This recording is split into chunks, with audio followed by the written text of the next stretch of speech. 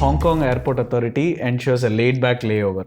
So generally, layovers are considered to be one of the most stressful parts of air travel. Hong Kong Airport Authority has come up with an initiative to help customers go through this in a more productive way. So they've partnered with a travel agency called Trip.com to offer city tours of Hong Kong City for passengers who have layovers that extend to over 7 hours. So they've come up with three different city tours, and each tour can, as of now, accommodate up to 20 passengers who can go around and have a look at the city and all the most important parts. This is not the first time an airport is doing this, because airports like Taipei and Incheon in South Korea, and even an airport in Japan, they've all had this for a long time. And but this is a very good initiative, because generally if there is a layover, people wouldn't know what to do, where to go and all that. It requires a bit of preparation from their end also.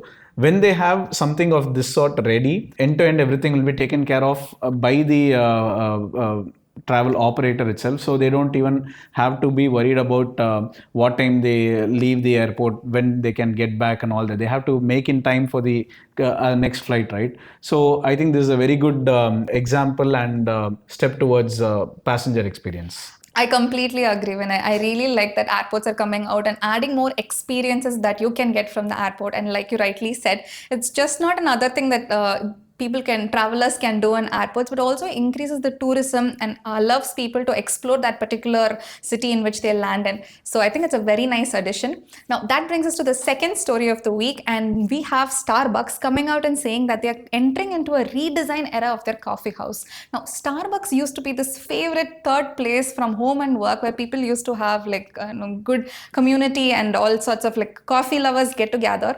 But then over the recent years, it became a fast moving, order taking and mobile order efficient oriented business type. And after the Brian Niccol, the current CEO, taking lead on Starbucks, he has initiated a movement called the Back to Starbucks movement. Now what this entails is that bringing back the old Starbucks. So they're trying to bring in that cozy vintage feeling of coffee houses. But on Reddit, baristas and customers have a different sort of take on this. They think Starbucks created this problem that they're trying to solve, because they have removed all comfy chairs, they have shut down a lot of outlets because they were running behind efficiency for far too long. And also, this is not a very cheap thing that they can do. It's a very expensive project that they have undertaken, because remodeling costs you somewhere between $450,000 to $800,000. So, and it also has a lot of downtime in building and all of that. So currently it looks like Starbucks is betting big on nostalgia. But if this is an expensive makeover, or is this really, are they entering into an era of redesign, is how they are going to make their customers feel back at home again. Yeah, they also say that the feel that they want to give their customers is a living room outside their home, right? So in one of our previous episodes, we saw about how a few baristas were on strike because they were opposing the uniform code that they had brought up. And this redesign, in one way, it ties back to that initiative also, in the sense that Starbucks is now wanting to go back to providing a more consistent experience, both in terms of service delivery and in terms of visuals and everything. So I hope they fix something that wasn't broken, but I hope this move helps them get back to their glory days. So for the last story of the day, 53% of customers distrust AI search and summaries when it comes to product research. So a recent report by Gartner reveals that whatever I said in the headline, and 3 out of 5 customers actually want to switch off AI capabilities when it comes to search. And also 2 out of 5 customers say that AI summaries make their experience a lot more frustrating compared to traditional search.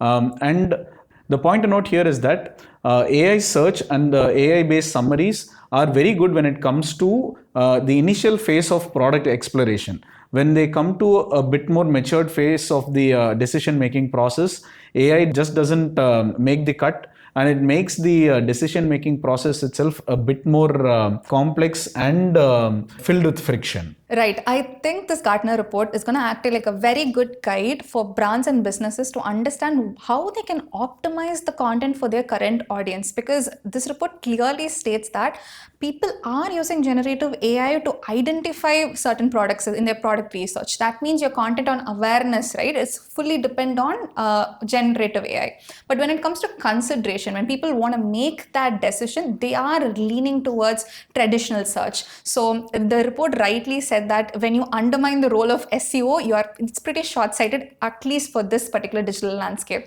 So one thing that we can have like a takeaway from that report is that they say optimize for zero click also. So what that means is even when people are not actively clicking that traditional search, the generative AI is going to take content from your library of resources. So make them well structured, make them formatted, make sure they're rich with value, and have good authorship and build authority in whatever content that you're pushing out. So I think this is a very good guide to how we can navigate today's digital landscape, especially in terms of content. Right. So the analyst who came up with the report says that this is an opportunity for, like you said, the businesses to chime in and also say that come up with most authentic information, so that this is the information that goes to feed the AI tools, right? So coming up with the right kind of information in the right structure and all that, that will help both their own efforts and the efforts driven by AI models by themselves. That brings us to the end of this episode. For the ad of the week, we have this amazing ad by Honda, which is around 11 years old. It beautifully shows how Honda products have evolved over the time and the wide range of products that the company has given to the world. We have linked the ad in the description. Do watch it and enjoy. That concludes this episode of the Weekly CX Catch-up, where we deliver late news with the latest insights. Until next time.